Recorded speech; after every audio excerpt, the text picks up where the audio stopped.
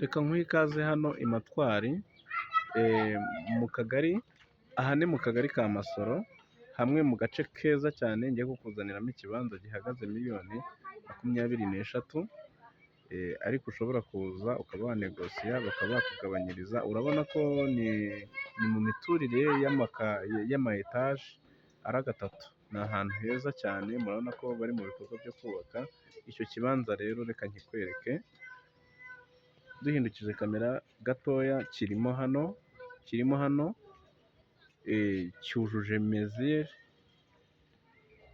za zindi zikenewe 315/20.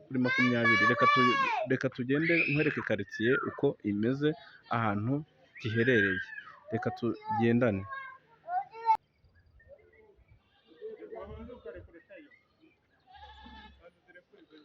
Ngira ngo murabona view yaho ni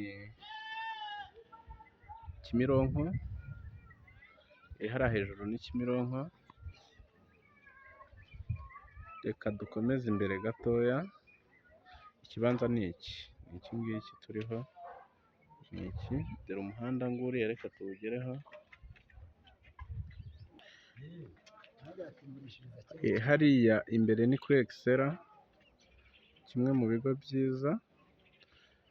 Ngira ngo muri kuhabona uko hameze, ni karitsiye nziza. Reka dukomeze imbere gatoya,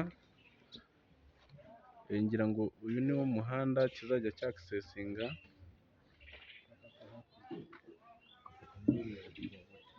Ugafata aha hakurya. Reka dukomeze imbere gato tuzamutse aka gahanda. Iki gice muri kubona turi kubereka, hakurya yaho ni Kanombe, hariya ni ku kibuga cy'indege i Kanombe, hariya muri kubona hahera. Aha muri kubona imbere yanyu ni kuri Excella, ku mashuri meza agezweho yigamo abanyamahanga. Noneho dukomeje imbere yacu gato cyane, murabona ko ari ahantu hatuwe, hubatse neza mu buryo bugezweho. Izi ni inyubako zose tuba turi guca. Bishatse kuvuga iki rero?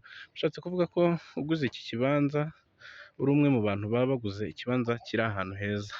Ikindi wamenya ni uko tugufitiye amazu, dushobora kukuboneramo hano amazu 15. Ushobora kubona inzu, ariko bivuze ko itari mu kibanza cyuzuye. Ngira ngo ibyo ngibyo wakabaye ubimenya, ntabwo yaba mu kibanza cyuzuye gifite 300, ariko zirahari zikoze, zimeze neza. Murabona ko ni muri karitsiye nziza. Zino karitsiye nyine ziba ari nziza. Iki kibanza nuramuka ukiguze ukacyubaka, uraba wubatse ahantu heza. Twaka amakuru tunakugezaho izo nzu za miliyoni 15, 17, gutyo kumanura kugeza no kuri 13 turashobora kuba twayikubonera. Murakoze rero, turabashimiye, mugire ibihe byiza. Mwibuke ko twari turi hafi na Zindiro.